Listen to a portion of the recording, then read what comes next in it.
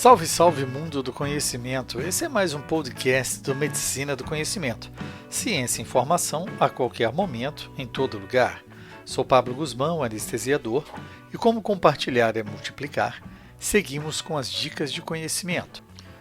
Falando um pouco sobre fluidoterapia e protocolos guiados por objetivos. Conversamos com o Dr. Carlos Alberto Teixeira Farias, chefe do Serviço de Anestesiologia da Santa Casa de Porto Alegre e um dos coordenadores da anestesia obstétrica da instituição. Ele é membro da equipe de anestesia obstétrica do Hospital Moinhos de Vento, também em Porto Alegre, e pós-graduado em dor pelo Hospital Sírio-Libanês de São Paulo.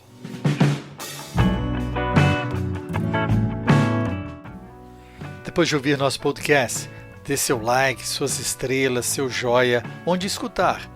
No Spotify, Deezer, iTunes, SoundCloud, Google Podcast e mais outros vários agregadores de podcast. Compartilhe nas suas redes sociais para atingirmos mais colegas, também de outras especialidades, e aumentarmos nosso mundo do conhecimento. Esse podcast tem um apoio científico da Baxter Hospitalar, da interseção entre salvar e prolongar vidas, com seu compromisso de nos ajudar a enfrentar desafios e aproveitar as oportunidades cada vez maiores nos cuidados do paciente. Dr. Carlos, mais uma vez, muito obrigado por estar conosco aqui no Medicina do Conhecimento. E o primeiro assunto é que estimamos que 240 milhões de procedimentos cirúrgicos são feitos anualmente, com uma taxa de mortalidade girando em até 0,6% para pacientes com menos de 60 anos. Em pacientes de risco, mesmo para cirurgias não cardíacas, essa taxa pode se estender até 26%. Quais são as sugestões que podemos fazer para alterar esses resultados já no pré e intraoperatório? Eu primeiramente gostaria de agradecer, Pablo, por essa oportunidade. Então, isto é um assunto bem amplo, bem vasto, cheio de controvérsias atualmente, né? Mas eu acho que, assim, principalmente a redução da taxa de mortalidade hoje tem que se basear principalmente na identificação dos pacientes de risco. E essa identificação precisa ser feita no pré-operatório, através da nossa avaliação pré-operatória, da estratificação de risco, levando em consideração condições clínicas dos pacientes, as comorbidades associadas, o porte cirúrgico, mas também a infraestrutura e a disponibilidade de materiais e de monitores adequados para a otimização do manejo hemodinâmico no perioperatório. Isso contribuirá muito para a diminuição da morbidade e da mortalidade, principalmente nos pacientes de alto risco. E além do estado físico e clínico do paciente, procedimentos cirúrgicos específicos, eles poderiam se beneficiar de cuidados guiados por objetivos.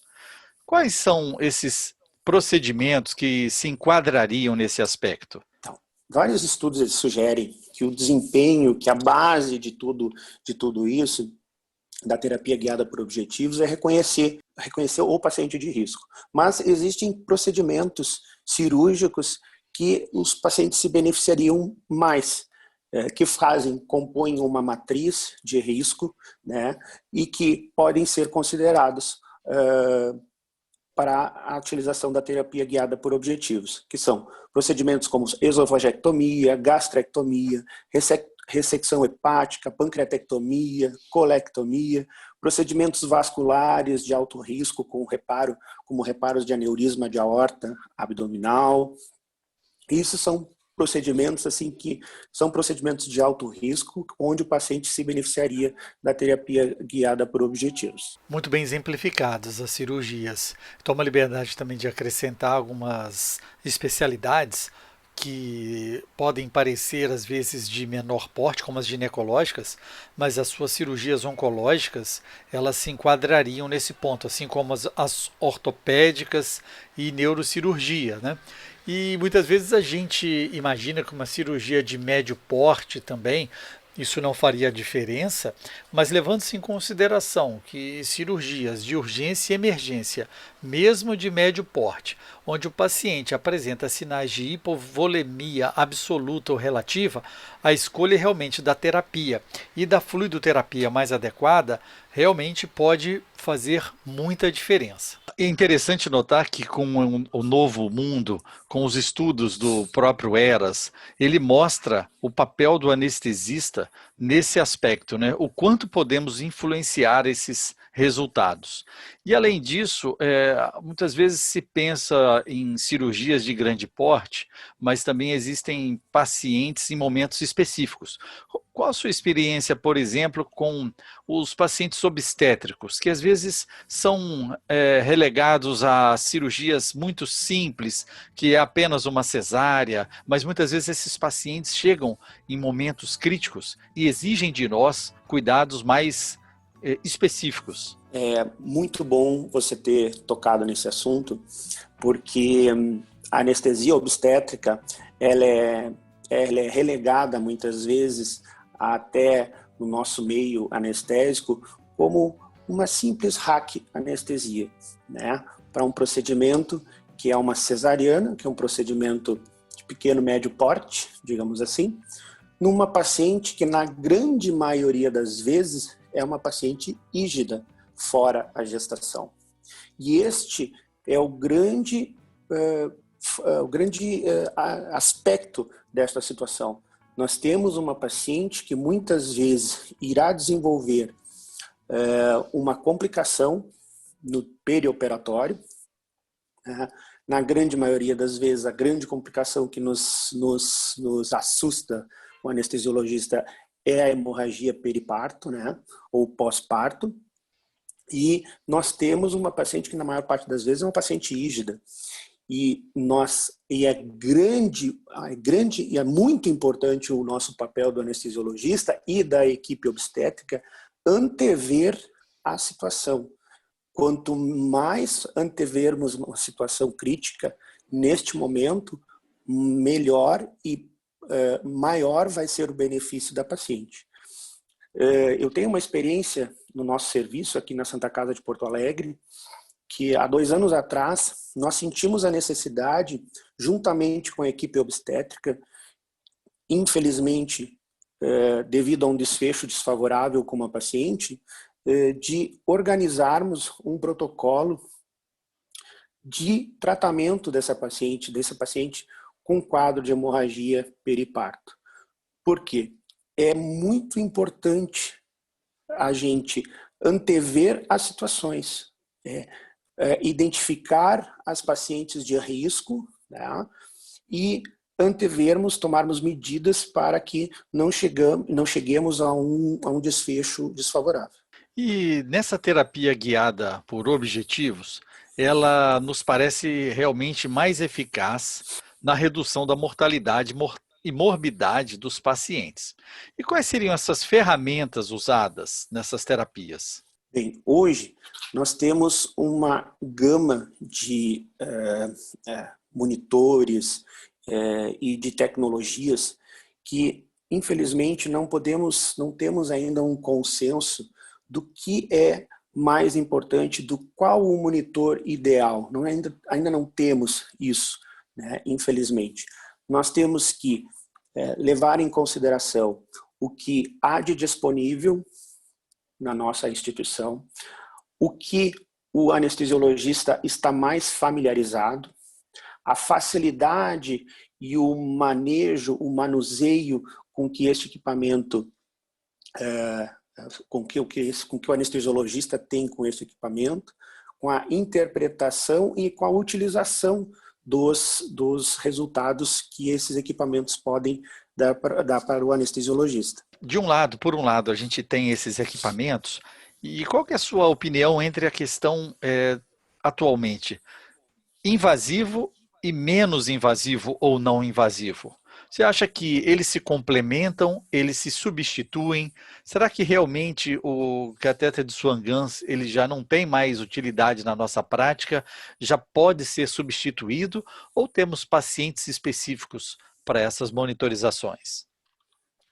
É uma pergunta muito interessante essa. Ontem eu ainda estava revisando a respeito disso e por incrível que pareça, tudo irá depender da estratificação de risco dos pacientes, né? A ideia é que nós associemos na escolha do monitoramento tanto parâmetros estáticos quanto parâmetros dinâmicos, né? Hoje está muito digamos assim, na moda, digamos assim, a gente utilizar os parâmetros de perfusão tecidual, né, como lactato, saturação venosa, enfim, mas nós não podemos ficar única e exclusivamente com eles porque nós temos poucos parâmetros palpáveis de perfusão tecidual e a gente acaba tendo que utilizar os demais. Acho sim que quando, dependendo do procedimento, se é um procedimento de alto risco, acho que ainda há um certo espaço para o catéter de artéria pulmonar, mas ele vem perdendo, né, vem perdendo seu espaço devido à quantidade de complicações atribuídas a eles, e os parâmetros dinâmicos menos invasivos, como delta-PP, VVS, enfim, eles vêm ganhando um espaço até pela disponibilidade maior de monitores, né, e de tecnologias nos grandes hospitais.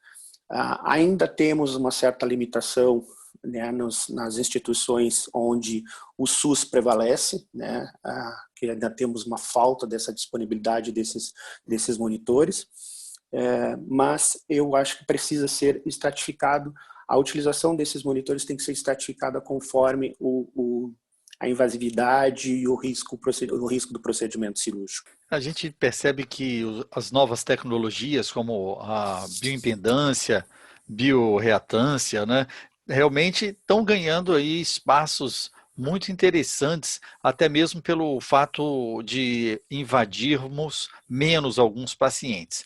E realmente nos trazem respostas para aquilo que nós procuramos. Por outro lado, nós temos que avaliar aquilo que oferecemos de ganho para o paciente.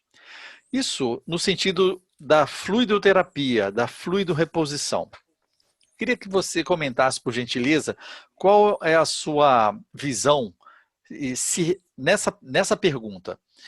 Se os fluidos que usamos no intraoperatório são todos iguais ou têm características específicas para pacientes específicos?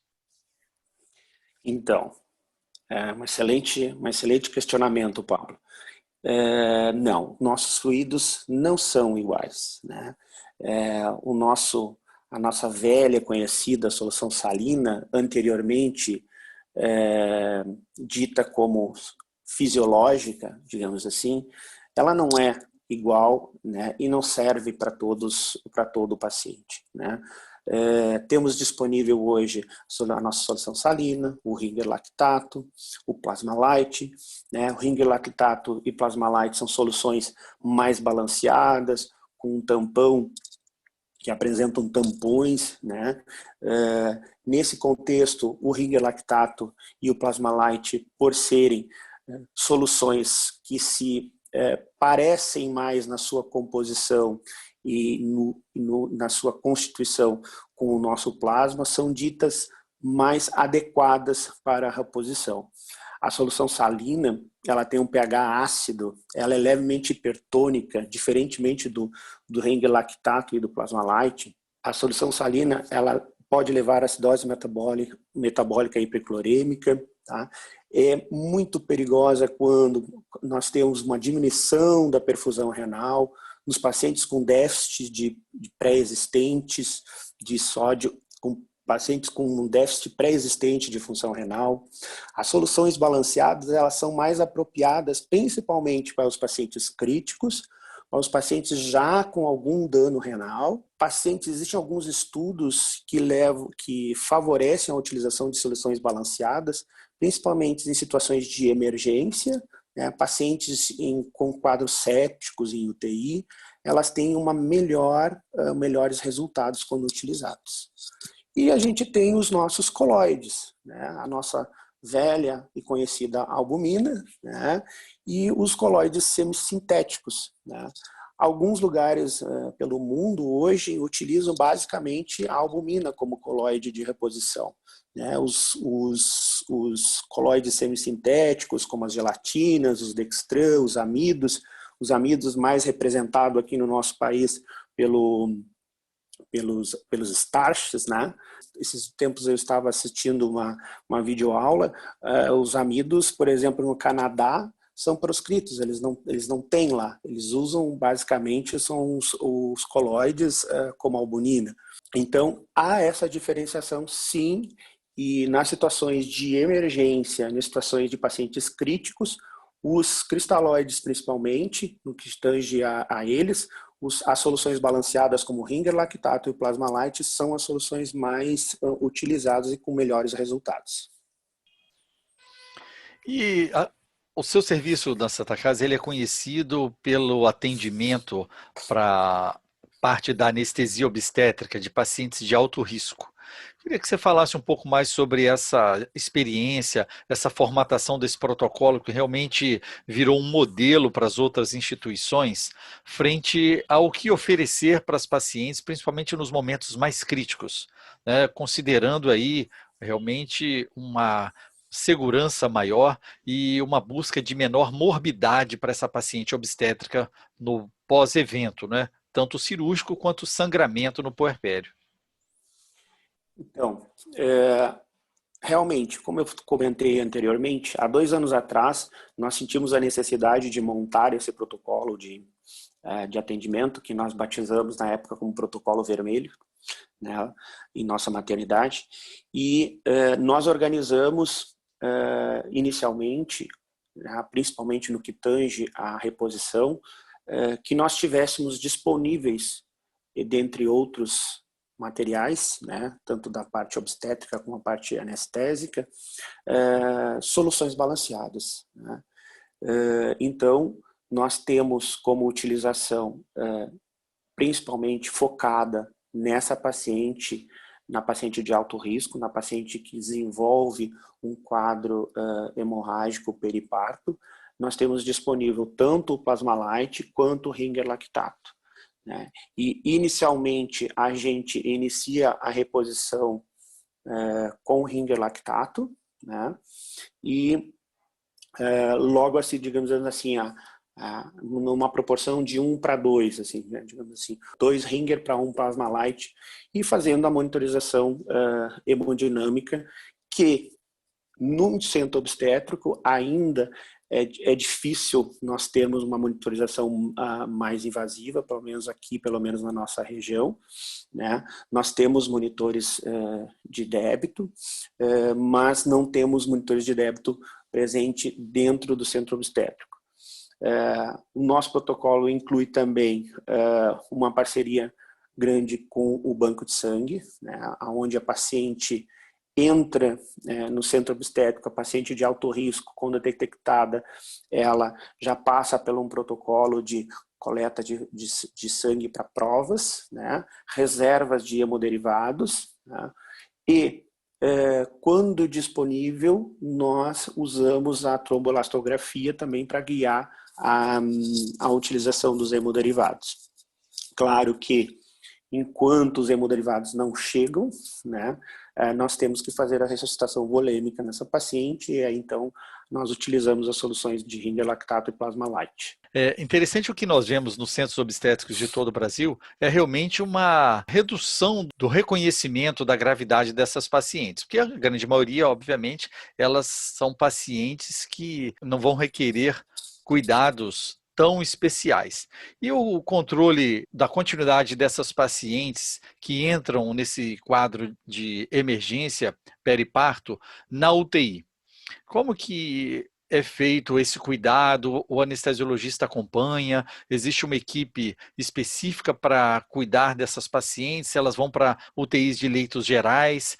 E há uma continuidade nessa intenção de manutenção de soluções balanceadas para essa paciente no pós-operatório? Até que momento, por exemplo? Aqui no nosso hospital, nós utilizamos a paciente de alto risco que passa por uma situação dessas, de hemorragia pós-parto, com reposição volêmica grande ou de hemoderivados. A gente sempre, quando a gente consegue antever, a gente já solicita leito na UTI para a recuperação dessa paciente. Dependendo do caso, da invasividade que se faz necessária no momento do procedimento, ela invariavelmente vai para esse leito de UTI, mesmo que esteja estável, né, ou estubada sem suporte ventilatório ao final do procedimento.